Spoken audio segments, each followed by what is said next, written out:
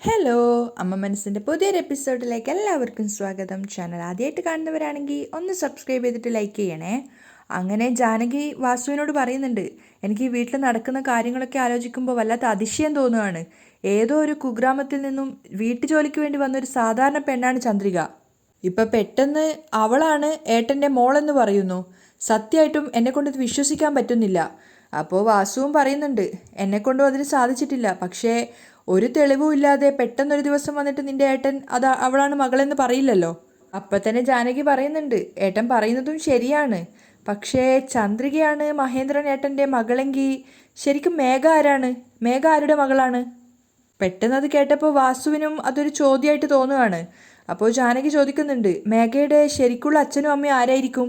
ജാനകി പറഞ്ഞപ്പോൾ മാത്രമാണ് ആ ഒരു ചിന്ത തനിക്ക് വന്നതെന്ന് വാസുവിന് പോലും മനസ്സിലാവുകയാണ്. വാസു പറയുന്നുണ്ട്, അമ്പോ, ഈ ഒരു കാര്യത്തെപ്പറ്റി ഞാൻ ചിന്തിച്ചത് പോലും ഇല്ലല്ലോ. അപ്പം തന്നെ ജാനകി സംശയത്തോടെ പറയുന്നുണ്ട്, മേഘ ഈ വീട്ടിലെ കുട്ടിയായിട്ട് വന്നതിൽ തന്നെ എന്തോ ഒരു കാര്യമുണ്ട്. അതെന്താണെന്ന് എനിക്ക് മനസ്സിലാവാത്തത്. അപ്പം തന്നെ വാസു മെല്ലെ പറയാണ്, അയ്യോ ജാനകി, ശബ്ദത്തോടെ സംസാരിക്കല്ലേ. മേഘയുടെ കാതിലെത്തിക്കഴിഞ്ഞാൽ അവളുടെ മനസ്സ് വല്ലാതെ വിഷമിക്കും. അപ്പോഴാണ് ജാനകിക്കും അതൊരു തോന്നലുണ്ടായത്. അയ്യോ, ഞാനത് മറന്നുപോയി ഏട്ടാ.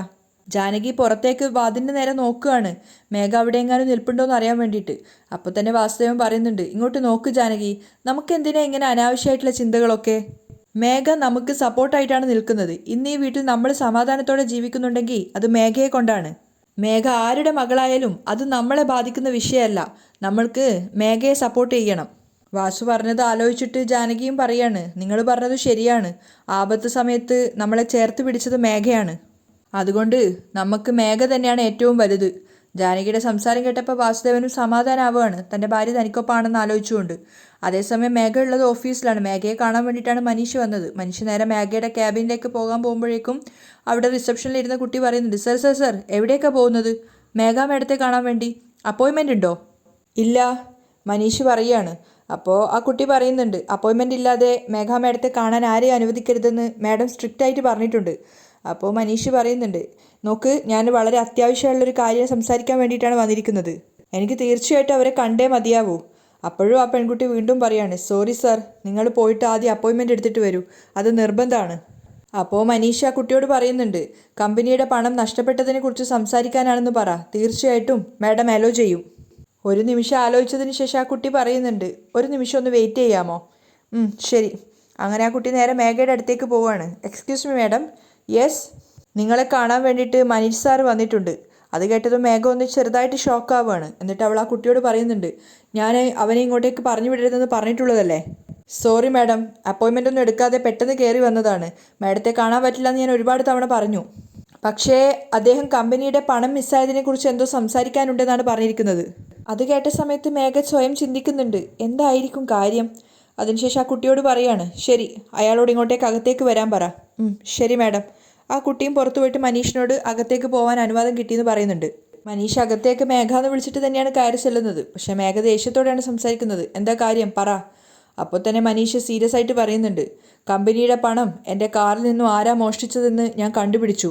അത് കേട്ട സമയത്ത് മേഘ തന്നെ ഷോക്കായിട്ട് എഴുന്നേൽക്കുകയാണ്. എന്താ പറഞ്ഞത്? അതേ മേഘ. മേഘ വിക്കലോട് ചോദിക്കുകയാണ്, ആരാ ആരാ ആരാ പണത്തെ മോഷ്ടിച്ചത്?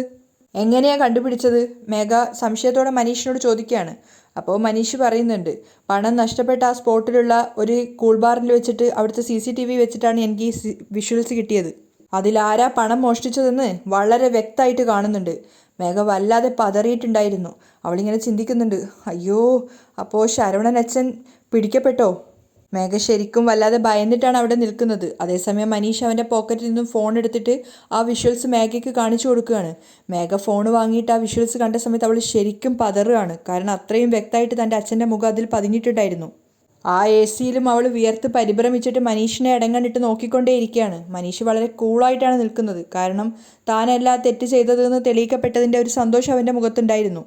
അപ്പോൾ മനീഷ് കുറച്ചൊരു ദേഷ്യത്തോടെയാണ് പറയുന്നത്, ദാ ആ ഫോട്ടോയിൽ കാണുന്ന ആ കള്ളനാണ് എൻ്റെ കാറിൽ നിന്നും പണം മോഷ്ടിച്ചത്. തൻ്റെ അച്ഛനെക്കുറിച്ച് കള്ളൻ എന്ന് പറഞ്ഞത് കേട്ടപ്പോൾ തന്നെ മേഘ വല്ലാതെ സങ്കടത്തോടെയാണ് മനീഷിനെ നോക്കുന്നത്. പക്ഷെ അവൾക്കൊട്ട് പറയാൻ സാധിക്കുമായിരുന്നില്ല അത് തൻ്റെ അച്ഛനാണെന്ന്. അപ്പോൾ മനീഷ് പറയുന്നുണ്ട്, ഇവൻ പണം മോഷ്ടിച്ചതിന് ആ CCTV വിഷ്വൽസ് തന്നെ ധാരാളം മതി.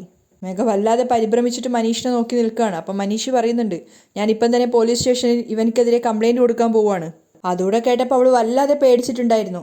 അവൾ സ്വയം ചിന്തിക്കുകയാണ്, അയ്യോ, പോലീസിൽ കംപ്ലൈൻറ്റ് കൊടുക്കാതെ എങ്ങനെ ഇവനെ ഒന്ന് തടഞ്ഞു നിർത്തുക? എന്താ മേഘ ആലോചിക്കുന്നത്? മനീഷ് ചോദിക്കുകയാണ്.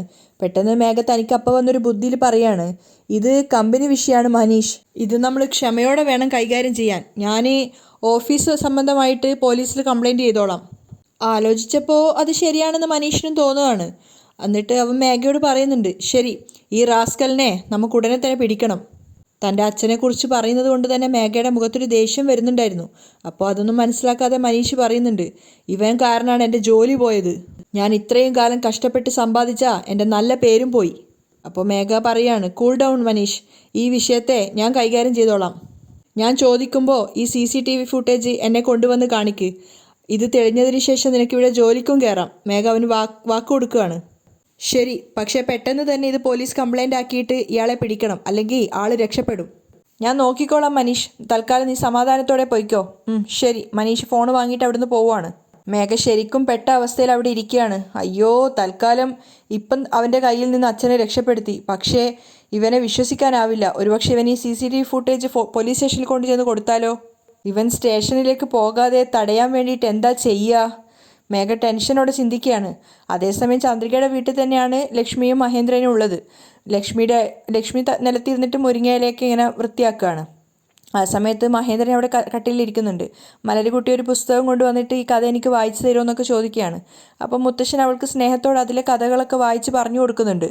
ആ സമയത്ത് മാർക്കറ്റിൽ പോയിട്ടുണ്ടായിരുന്ന ചന്ദ്രിക തിരിച്ചു വന്നിട്ടുണ്ടായിരുന്നു. അവൾ വന്നപ്പോൾ കാണുന്നത് ലക്ഷ്മി അവിടെ ഇരുന്നിട്ട് മുരിങ്ങയിലേക്ക് വൃത്തിയാക്കുകയാണ്. അത് കണ്ടപ്പോൾ തന്നെ ചന്ദ്രിക ഓടി വന്നിട്ട് പറയുന്നുണ്ട്, അയ്യോ അമ്മ, എന്തിനാ അമ്മ ഇങ്ങനെയുള്ള ജോലിയൊക്കെ ചെയ്യുന്നത്? എന്നിട്ട് അവരോട് അത് ചെയ്യാതിരിക്കാൻ പറയുകയാണ്. അപ്പോൾ ലക്ഷ്മി പറയുന്നുണ്ട്, എൻ്റെ ചന്ദ്രിക, ഇവിടെ വെറുതെ ഇരുന്നിട്ട് എനിക്ക് ബോറടിക്കുന്നുണ്ടെങ്കിൽ TV മറ്റോ കാണമ്മ, അല്ലാതെ നിങ്ങൾ ഇങ്ങനെയുള്ള ജോലിയൊക്കെ ചെയ്യുന്നത് കാണുമ്പോൾ എനിക്ക് വല്ലാതെ സങ്കടം വരുന്നു. അപ്പോൾ മഹേന്ദ്രൻ അത് കേട്ടിട്ട് സ്നേഹത്തോടെ തൻ്റെ മകളെ നോക്കുകയാണ്. അപ്പോൾ ലക്ഷ്മി പറയുന്നുണ്ട്, ഞാനിപ്പോൾ എന്ത് വലിയ ജോലി ചെയ്തു എന്ന് വിചാരിച്ചിട്ടാണ് നീ ഇങ്ങനെ സങ്കടപ്പെടുന്നത്? ഞാനിത് ചെയ്തോളാം, നീ വേറെ എന്തെങ്കിലും ജോലി ചെയ്തോളൂ. എന്താ അമ്മ? അത് കണ്ടിട്ട് മഹേന്ദ്രൻ പറയുന്നുണ്ട്, ചന്ദ്രിക, എനിക്ക് ചെറുതായിട്ട് തലവേദനിക്കുന്നത് പോലെ, എനിക്ക് ലൈറ്റായിട്ട് ഒരു കോഫി ഇട്ട് തരാമോ? ആ, ഇപ്പം തന്നെ വെച്ച് തരാം സർ. ചന്ദ്രിക പോകാൻ ശ്രമിക്കുകയാണ് അടുക്കളയിലേക്ക്. അപ്പോൾ മഹേന്ദ്രൻ വീണ്ടും പിന്നിന്ന് പറയുന്നുണ്ട്, ഏയ് ചന്ദ്രിക, ഞാനൊരു കാര്യം പറഞ്ഞോട്ടെ? പറയൂ സർ. ഇനി നീ എന്നെ സാറെന്ന് വിളിക്കരുത്, അച്ഛാന്ന് വിളിക്ക്. അത് കേട്ട സമയത്ത് ലക്ഷ്മി പുഞ്ചിരിക്കുകയാണ്. ചന്ദ്രിക ഒരു ചമ്മലോടെ നിൽക്കുന്നുണ്ട്. ചന്ദ്രിക പുഞ്ചിരിച്ചുകൊണ്ട് പറയാണ്, എന്താണെന്നറിയില്ല സർ, ഞാൻ നിങ്ങളെ സാറെന്ന് വിളിച്ചിട്ട് ശീലായി പോയല്ലോ, അതുകൊണ്ടാ പെട്ടെന്ന് നിങ്ങളെ അച്ഛാന്ന് വിളിക്കാൻ വേണ്ടിയിട്ട് എനിക്ക് പറ്റുന്നില്ല. അപ്പോൾ മഹേന്ദ്രൻ ചോദിക്കുന്നുണ്ട്, അപ്പോൾ പിന്നെ നീ ലക്ഷ്മിയെ മാത്രം അമ്മാന്ന് വിളിക്കുന്നത്? എൻ്റെ മനസ്സത് കേൾക്കുമ്പോൾ വല്ലാതെ സങ്കടപ്പെടുന്നുണ്ട്. അപ്പോൾ ലക്ഷ്മി മഹേന്ദ്രനോട് പറയുന്നുണ്ട്, ആ ഒരു കാര്യത്തിൽ സത്യത്തിൽ ഞാൻ ഭാഗ്യം ചെയ്ത വ്യക്തിയാണ്. തുടക്കം തൊട്ടേ ചന്ദ്രിക എന്നെ അമ്മാന്ന് തന്നെയാണ് വിളിച്ചുകൊണ്ടിരുന്നത്. ഓ, അവളുടെ ഭാഗ്യം എനിക്ക് കിട്ടിയില്ല എന്ന് ഞാൻ സമാധാനിച്ചോളാം. മഹേന്ദ്രൻ സങ്കടത്തോടെ പറയാണ്, അയ്യോ, അങ്ങനെയൊന്നും വിചാരിക്കല്ലേ സർ, ഞാൻ വേണമെന്ന് വെച്ചിട്ട് മനഃപൂർവ്വം വിളിക്കുന്നതല്ല. അച്ഛാന്ന് വിളിക്കാൻ വേണ്ടി ഞാൻ ശ്രമിക്കാം. ചന്ദ്രിക പറഞ്ഞപ്പോൾ മഹേന്ദ്രൻ പറയുന്നുണ്ട്, നോക്ക്, കണ്ടാ ഞാൻ ശ്രമിക്കാം അച്ഛാ എന്ന് പറ ചന്ദ്രിക. അത് കേട്ട് ചന്ദ്രികയും ലക്ഷ്മിയും ഒരുപോലെ ചിരിക്കുകയാണ്. എന്നിട്ട് ചന്ദ്രിക പറയുന്നുണ്ട്, ശരി അച്ഛാ, ശ്രമിക്കാം അച്ഛാ. പെട്ടെന്ന് കോഫിയുടെ കാര്യം ഓർത്തിട്ട് ചന്ദ്രിക വീണ്ടും പറയാണ്, ഒരു മിനിറ്റ് സർ, ഞാൻ കോഫി എടുത്തിട്ട് വരാവേ. അപ്പോൾ മഹേന്ദ്രൻ തിരുത്തി കൊടുക്കുകയാണ്, നോക്ക്, വീണ്ടും സാറെന്ന് തന്നെയാണ് വിളിക്കുന്നത്. അപ്പോൾ ചന്ദ്രിക പറയുന്നുണ്ട്, അയ്യോ, വായിൽ അങ്ങനെ വരുന്നുള്ളൂ. അപ്പോൾ ലക്ഷ്മി പുഞ്ചിരിച്ചുകൊണ്ട് പറയാണ്, ഏയ് ഏട്ടാ, അതൊക്കെ വിളിച്ച് വരുമ്പോൾ ശരിയായിക്കോളും. മഹേന്ദ്രനും തലയാട്ടിക്കൊണ്ട് അത് സമ്മതിക്കുകയാണ്. ചന്ദ്രിക വേഗം അച്ഛനുള്ള കോഫി ഉണ്ടാക്കുകയാണ്. ആ സമയത്ത് മഹേന്ദ്രൻ മലറിന് ബാക്കിയുള്ള കഥ പറഞ്ഞു കൊടുക്കുകയും അതുപോലെ ലക്ഷ്മി മുരിങ്ങയിലയുടെ ബാക്കി ജോലിയൊക്കെ ചെയ്യുകയാണ്. ചന്ദ്രിക കോഫി ഉണ്ടാക്കിയിട്ട് വന്നിട്ട് മഹേന്ദ്രന് കൊടുത്ത സമയത്ത് അദ്ദേഹം വാങ്ങിയിട്ട് അത് കുടിക്കുകയാണ്. അപ്പോൾ ചന്ദ്രിക അവിടെ തന്നെ വിഷമത്തോടെ അദ്ദേഹത്തെ നോക്കി നിൽപ്പുണ്ട്. അത് കണ്ടിട്ട് മനസ്സിലായിട്ടെന്നോണം അദ്ദേഹം ചോദിക്കുകയാണ്, എന്താ ചന്ദ്രിക ഇങ്ങനെ എന്നെ തന്നെ നോക്കി നിൽക്കുന്നത്? ചന്ദ്രിക സങ്കടത്തോടെ പറയാണ്, നിങ്ങൾ രണ്ടുപേരും എത്രയോ വലിയ വീട്ടിൽ എന്തൊക്കെ സുഖസൗകര്യങ്ങളോട് കൂടി ജീവിച്ചതാണ്. ഇപ്പം എൻ്റെ കൂടെ വന്ന് ഈ ചെറിയ വീട്ടിൽ ഇങ്ങനെ കഷ്ടപ്പെടുവല്ലേ, അത് ആലോചിക്കുമ്പോഴാണ് എനിക്ക് വല്ലാത്ത സങ്കടം വരുന്നത്.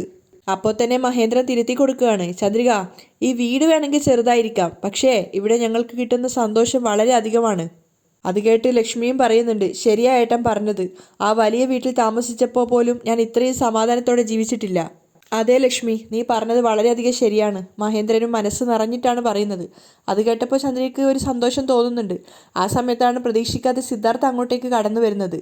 അപ്പോൾ സിദ്ധാർത്ഥിനെ ആദ്യം തന്നെ കണ്ടത് ചന്ദ്രികയാണ്. കുറച്ചു നേരം അവർ രണ്ടുപേരും പരസ്പരം മുഖത്തോട് മുഖം നോക്കി നിന്നതിന് ശേഷം ചന്ദ്രിക പറയുന്നുണ്ട്, വാ സർ, അകത്തേക്ക് വാ. സിദ്ധുവിനെ കണ്ട സമയത്ത് മഹേന്ദ്രൻ ലക്ഷ്മി അവനെ അകത്തേക്ക് ക്ഷണിക്കുകയാണ്. സിദ്ധു അങ്ങോട്ടേക്ക് വന്നിട്ട് അവൻ ഇരിക്കുകയൊന്നും ചെയ്യുന്നില്ല. അപ്പോൾ മഹേന്ദ്രൻ പറയുന്നുണ്ട് അടുത്തിരിക്കാൻ വേണ്ടിയിട്ട്. അങ്ങനെ മലരിൻ്റെ ഇപ്പുറത്തായിട്ട് സിദ്ധു ഇരിക്കുകയാണ്. അങ്ങനെ സിദ്ധുവിനെ മടി കയറി മലരിരുന്നിട്ട് അവർ രണ്ടുപേരും കൊച്ചു വർത്താനൊക്കെ പറയാണ്. അപ്പോൾ മഹേന്ദ്ര പുഞ്ചിരിച്ചോട് ചോദിക്കുന്നുണ്ട്, എന്താ സിദ്ധു, നീയും ഇങ്ങോട്ടേക്ക് വന്നത്? അവിടെ ഇരുന്നിട്ട് ഞാൻ എന്ത് ചെയ്യാൻ അങ്കിൾ? നിങ്ങളൊന്നും ഇല്ലാതെ എനിക്ക് അവിടെ ജീവിക്കാൻ തന്നെ തോന്നുന്നില്ല. ആ സമയത്ത് ചന്ദ്രിക സിദ്ധുവിനുള്ള കോഫി കൂടെ എടുക്കുകയാണ്. അപ്പോൾ ലക്ഷ്മി പുഞ്ചിരിച്ചുകൊണ്ട് പറയുന്നുണ്ട്, ഈ വീട്ടിൽ ഞങ്ങൾക്ക് 4 ആൾക്ക് തന്നെയുള്ള സ്ഥലമില്ല. ഇനി അതിൻ്റെ കൂടെ നീയും കൂടി പെട്ടിയും കിടക്കിയെടുത്ത് ഇങ്ങോട്ടേക്ക് വന്നാൽ ഈ വീട് സഹിക്കില്ല. അത് ഒരു കോമഡി ആയിട്ടാണ് പറഞ്ഞത്. അപ്പോൾ സിദ്ധാർത്ഥ് പറയുന്നുണ്ട്, പേടിക്കേണ്ട അമ്മായി. അപ്പോഴേക്കും ചന്ദ്രിക കോഫി കൊണ്ടുവന്ന് സിദ്ധാർത്ഥിന് കൊടുക്കുകയാണ്. പിന്നെ കുറച്ചു നേരം അവർ രണ്ടുപേരും പരസ്പരം കണ്ണുകളിലേക്ക് നോക്കിയിട്ട് പ്രണയിക്കുന്നുണ്ടായിരുന്നു മൗനമായിട്ട്. അതേസമയം മേഘ അവളുടെ അച്ഛന് വേണ്ടി കാത്തു നിൽക്കുകയാണ് പാർക്കിൽ. ഒരുപാട് നേരം നിന്നതിന് ശേഷമാണ് ശരവണൻ അങ്ങോട്ടേക്ക് വന്നത്. ശരവണൻ വന്നപ്പോൾ തന്നെ മേഘ ദേഷ്യത്തിലാണ് സംസാരിക്കുന്നത്. അയ്യോ, എന്തിനാ അച്ഛാ, എന്തിനാ ഇങ്ങനെയൊക്കെ ചെയ്തത്? ശരവണന് പെട്ടെന്ന് കാര്യം മനസ്സിലായില്ല. എന്താ മോളെ? അപ്പോൾ മേഘ ദേഷ്യത്തോടെ പറയുന്നുണ്ട്, അയ്യോ, ഇപ്പം തന്നെ എല്ലാവരും മഹേന്ദ്രൻ അച്ഛനെയും അമ്മയും പുറത്താക്കിയെന്ന് പറഞ്ഞിട്ട് എന്നോട് വല്ലാത്ത ദേഷ്യത്തിലാണ്. എന്നെ കൊല്ലാനുള്ള ദേഷ്യമുണ്ട്. ആ സമയത്ത് എരുതിയിൽ എണ്ണ ഒഴിക്കുന്നത് പോലെ അവർക്ക് എന്നോടുള്ള ദേഷ്യം കൂടാൻ വേണ്ടിയിട്ടാണ് അച്ഛൻ ഓരോന്ന് ചെയ്യുന്ന കൂട്ടുന്നത്. ശരവണൻ അപ്പോഴും ഒന്നും മനസ്സിലാവാതെ നിൽക്കുകയാണ്. അപ്പോൾ മേഘ ചോദിക്കുന്നുണ്ട്, എന്തിനാ ഔട്ട് ഹൗസിലുണ്ടായിരുന്ന മഹേന്ദ്രൻ അച്ഛനെയും ലക്ഷ്മി അമ്മയും അവിടുന്ന് പറഞ്ഞു വിടാൻ വേണ്ടി ഗുണ്ടകളെ പറഞ്ഞു വിട്ടത്? അപ്പോഴാണ് അയാൾക്ക് കാര്യം മനസ്സിലായത്. ഞാൻ അച്ഛനോട് അങ്ങനെ ചെയ്യാൻ പറഞ്ഞിട്ടുണ്ടായിരുന്നോ? അപ്പോൾ ശരവണൻ പറയുന്നുണ്ട്, ഇല്ല മോളെ, പക്ഷേ അന്ന് നീ എന്തോ വല്ലാതെ പേടിച്ച പോലെ എനിക്ക് തോന്നി. അതുകൊണ്ടാണ് ഞാൻ അങ്ങനെ. അയ്യോ, നിർത്തച്ചാ, ഞാൻ എത്ര പ്രാവശ്യം പറഞ്ഞതാ അങ്ങനെയൊന്നും ചെയ്യരുതെന്ന്. പക്ഷെ ഞാൻ പറയുന്നത് നിങ്ങൾ ശ്രദ്ധിക്കുന്ന പോലുമില്ലല്ലോ. അങ്ങനെയല്ല മോളെ, മഹേന്ദ്രൻ ലക്ഷ്മിയും കോടതിയിലേക്ക് കേസ് കൊടുത്തിട്ട് നിന്നെ ജയിലിലേക്ക് പറഞ്ഞു വിടുമോന്നൊക്കെ നീ വല്ലാതെ ഭയപ്പെട്ടിരുന്നില്ലേ? അത് കേട്ടപ്പോൾ എൻ്റെ മനസ്സാകെ വല്ലാതെയായി. അതുകൊണ്ടാണ് ഗുണ്ടകളെ പറഞ്ഞു വിട്ട് അവരെ ഒന്ന് ഭീഷണിപ്പെടുത്താൻ ശ്രമിച്ചത്. അപ്പോൾ മേഘ അയാൾക്ക് പറഞ്ഞു കൊടുക്കുന്നുണ്ട്, അച്ഛൻ ഇങ്ങനെയൊക്കെ ഓരോന്ന് ചെയ്തു കഴിഞ്ഞാൽ ഇതുവരെ എനിക്ക് സപ്പോർട്ടായിട്ട് നിന്നിട്ടുള്ള ജാനകി അമ്മായും വാസുദേവൻ മാമനും പോലും പിന്നെ എനിക്ക് സപ്പോർട്ട് ചെയ്യില്ല. എന്തോ ഭാഗ്യത്തിന് ഞാൻ അവരെ സപ്പോർട്ട് ചെയ്തതുകൊണ്ടാണ് ഇപ്പോൾ അവരെന്നെയും സപ്പോർട്ട് ചെയ്യുന്നത്. അവരുടെ സപ്പോർട്ട് ഉള്ളത് കൊണ്ടാണ് എനിക്ക് ധൈര്യത്തോടെ അവിടെ നിൽക്കാൻ പറ്റുന്നത്. മഹേന്ദ്രൻ അച്ഛനെയും ജാനകി അമ്മയെയും തമ്മിൽ തെറ്റിക്കാൻ ഞാൻ എത്രത്തോളം കഷ്ടപ്പെട്ടിട്ടുണ്ടെന്നുള്ളത് എനിക്ക് നന്നായിട്ട് അറിയാം. അതൊക്കെ നിങ്ങൾക്ക് എങ്ങനെ അച്ഛൻ അറിയാം? അച്ഛൻ പെട്ടെന്ന് തന്നെ അത് ഒഴിവാക്കുമെന്നാണ് എനിക്ക് തോന്നുന്നത്. മഹേന്ദ്രൻ അച്ഛനും ജാനകി അമ്മായിയും ചേരാത്തിടത്തോളം കാലം നമുക്ക് സ്ട്രോങ് ആയിട്ട് നിൽക്കാം. ജാനകി അമ്മായിക്ക് എന്നോട് ദേഷ്യം വന്നു കഴിഞ്ഞാൽ തീർന്നു, അതോടെ എല്ലാം തീരും. മേഘ പറയുന്നതൊക്കെ ശ്രദ്ധയോടെ കേൾക്കുകയാണ് ശരവണൻ. അപ്പം മേഘ പറയുന്നുണ്ട്, ഞാൻ ഈ ജാനകി അമ്മായിക്കും വാസു അങ്കിളിനും അതുപോലെ തന്നെ ആരതിക്കും ഒക്കെ സഹായം ചെയ്യുന്നത് ഒരൊറ്റ കാരണം കൊണ്ടാണ്. എനിക്ക് സിദ്ധുവിനെ കല്യാണം കഴിക്കണം. പക്ഷേ അച്ഛൻ ഈ ചെയ്യുന്നത് കണ്ടു കഴിഞ്ഞാൽ എല്ലാത്തിനെയും ഇല്ലാതാക്കി കളയുന്ന പോലെ എനിക്ക് തോന്നുന്നത്. ദയവ് ചെയ്ത് ഇങ്ങനെയൊന്നും എന്നെ സഹായിക്കാതെ. അപ്പോൾ അയാളും പറയാണ്, ശരി മോളെ, നീ എന്തായാലും എന്നോട് ദേഷ്യപ്പെടല്ലേ. ഇനി മേലാൽ നിന്നോട് ചോദിക്കാതെ ഞാൻ ഒന്നും ചെയ്യില്ല. പക്ഷെ ഒരു കാര്യമുണ്ട് മോളെ, ആ മഹേന്ദ്രൻ നിന്നോട് പ്രതികാരം ചെയ്യാതിരിക്കില്ല. മേഘയ്ക്ക് അയാൾ മുന്നറിയിപ്പ് കൊടുക്കുകയാണ്. അത് കേട്ടപ്പോൾ മേഘയും വല്ലാതെ പേടിക്കുന്നുണ്ട്. അവൻ നിനക്കെതിരെ എന്തെങ്കിലും ചെയ്യുന്നതിന് മുന്നേ അവൻ്റെ കാര്യത്തിൽ നീ ഒരു തീരുമാനം എടുക്കണം. ഇല്ലെങ്കിൽ മഹേന്ദ്രൻ നമുക്കെതിരെയുള്ള തീരുമാനം എടുക്കും. കാരണം നമ്മുടെ കാര്യത്തിൽ ഇപ്പോൾ അവൻ അത്രത്തോളം ശ്രദ്ധയോടെയാണ് ഓരോ കാര്യങ്ങളും ചെയ്യുന്നുണ്ടാവുക. എപ്പോൾ വേണമെങ്കിലും നിനക്ക് പ്രശ്നം വന്നേക്കാം. അതിനു മുന്നേ നീ എന്തെങ്കിലും ചെയ്യണം. എന്താ ചെയ്യാന്ന് നീ തന്നെ ആലോചിച്ചൊരു തീരുമാനം എടുക്കുമോളെ. അപ്പോൾ മേഘ ടെൻഷനായിട്ടുണ്ടായിരുന്നു. എന്നിട്ടോള് പറയുന്നുണ്ട്, പക്ഷെ ഇപ്പോൾ ഒന്നും ചെയ്യണ്ട, തൽക്കാലം ഒന്നും അനങ്ങാതിരിക്കുക. സ്വത്തൊക്കെ എൻ്റെ പേരിലാണ് ഉള്ളത്. അവർക്ക് കേസ് നടത്തി എന്നെ ജയിക്കാൻ സാധിക്കില്ല. ഇനി ഒരു പക്ഷേ അങ്ങനെ ഞാൻ തോൽക്കേണ്ട ഒരു ഘട്ടം വരികയാണെങ്കിൽ ഞാൻ തന്നെ അച്ഛനോട് പറയാം. അപ്പോൾ നിങ്ങൾ എന്ത് വേണമെന്ന് വെച്ചാൽ ചെയ്തോളൂ. ശരി മോളെ, ഇനി ഞാൻ ഇങ്ങനെയൊന്നും ആവർത്തിക്കില്ല, നിന്നോട് ചോദിക്കാതെ ഒന്നും ചെയ്യില്ല. അപ്പോൾ മേഘയും അയാളുടെ മാപ്പ് കൊടുക്കുകയാണ്. ശരി അച്ഛാ, ഇനി എന്നോട് ചോദിക്കാതെ ഇങ്ങനെയൊന്നും ചെയ്യരുത്. ശരി, ഞാൻ പോവാണ്. മേഘ അവിടുന്ന് പോവുകയാണ്. ആ സമയത്ത് വീട്ടിലാണെങ്കിൽ വാസുദേവൻ പുറത്തേക്ക് എവിടെ പോകാൻ നിൽക്കുകയാണ്. അപ്പോൾ അടുക്കളയിലേക്കുള്ള പലഹാരങ്ങളൊക്കെ ഉണ്ടാക്കുന്ന തിരക്കിലാണ് ആരതിയും ജാനകിയും അതുപോലെ മുത്തശ്ശിയൊക്കെ. അപ്പോൾ വാസുദേവൻ പുറത്തിറങ്ങിയ സമയത്താണ് ആരതിയെ പെണ്ണ് കാണാൻ ആദ്യം വന്നിട്ടുണ്ടായിരുന്ന ആ പയ്യൻ വീണ്ടും അങ്ങോട്ടേക്ക് വരുന്നത്. അവനും അവൻ്റെ വീട്ടുകാർ, അച്ഛനും അമ്മയും മുത്തശ്ശിയൊക്കെ കൂടെ. അവരെ കണ്ടപ്പോൾ തന്നെ വാസുദേവൻ വേഗം അകത്തേക്ക് ക്ഷണിച്ച് കൂട്ടിക്കൊണ്ട് വരുന്നുണ്ട്. ആരതിയെ കണ്ട സമയത്താണ് ആകാശവും സന്തോഷമാവുന്നത്. അവർ രണ്ടുപേരും കുറച്ചു നേരം മിഴികൾ പരസ്പരം നോക്കി നിൽക്കുകയാണ്. അതിനുശേഷം എല്ലാവരും പെണ്ണ് കാണുന്ന ആ ഒരു ചടങ്ങിന് വേണ്ടിയിട്ട് കിടക്കുകയാണ്. അപ്പോൾ ആകാശിൻ്റെ അച്ഛൻ പറയുന്നുണ്ട്, എനിക്ക് ഒരേ ഒരു മോനേ ഉള്ളൂ. അന്ന് ഒരുപാട് പ്രശ്നങ്ങൾ കാരണം കല്യാണം മുടങ്ങിയെന്ന് വിചാരിച്ചിട്ടാണ് നമ്മൾ ഇവിടുന്ന് പോയത്. പക്ഷേ അവൻ ആരതിയെ തന്നെ വേണമെന്ന് വാശിയിലാണ്. അന്ന് അപശകുനമായ ഓരോന്ന് സംഭവിച്ചത് കാരണം പയ്യൻ പെണ്ണിനെയും കൊണ്ട് ക്ഷേത്രത്തിൽ പോയി ഒരു പൂജ ചെയ്താൽ മതിയെന്ന് പൂജാരി പറഞ്ഞിട്ടുണ്ടായിരുന്നു. അപ്പോൾ മുത്തശ്ശിയോട് ജാനകി പറയുന്നുണ്ട്, ചെറിയമ്മേ ആരതിയെ കൂട്ടിക്കൊണ്ട് പോയിട്ട് കോഫിയൊക്കെ എടുത്തിട്ട് വന്നു. അപ്പോൾ അവർ പോയ സമയത്ത് ജാനകി സന്തോഷത്തോടെ പയ്യൻ്റെ വീട്ടുകാരോട് പറയാണ്, നിങ്ങൾ തിരിച്ചു വരുന്നു ഞാൻ ഒരിക്കലും പ്രതീക്ഷിച്ചില്ല. സത്യം പറഞ്ഞാൽ ഞങ്ങൾക്ക് എല്ലാവർക്കും പയ്യനെ ഒരുപാട് ഇഷ്ടപ്പെട്ടിട്ടുണ്ടായിരുന്നു. നല്ലൊരു ബന്ധമാണല്ലോ പോയതെന്ന് ഞങ്ങൾ എല്ലാവരും വല്ലാതെ വിഷമിച്ചിട്ടുണ്ടായിരുന്നു. അപ്പോൾ തന്നെ പയ്യൻ്റെ മുത്തശ്ശി പറയുന്നുണ്ട്, ദൈവം നിങ്ങളെ രണ്ടുപേരെയും ചേർത്ത് വെക്കണമെന്ന് വിചാരിച്ചതാണെങ്കിൽ അതിന് ആര് തടസ്സം നിന്നിട്ടും കാര്യമില്ല. അപ്പോഴേക്കും സാരിയൊക്കെ മാറ്റി ഒരു കല്യാണ പെണ്ണിൻ്റെ വേഷത്തിൽ കോഫിയൊക്കെ ആയിട്ട് ആരതി വന്നിട്ടുണ്ടായിരുന്നു. അങ്ങനെ ആരതി അവർക്കൊക്കെ കോഫി കൊടുക്കുകയാണ്. പയ്യൻ്റെ മുഖത്ത് അടുത്തെത്തിയ സമയത്ത് പയ്യൻ്റെ മുഖത്തേക്ക് ആരതി പ്രണയത്തോടെ നോക്കുന്നുണ്ട്. തിരിച്ച് അവനും അങ്ങോട്ട് അങ്ങനെ തന്നെ. അവിടെയാണ് ഇന്നത്തെ എപ്പിസോഡ് വൈൻഡപ്പ് ചെയ്യുന്നത്.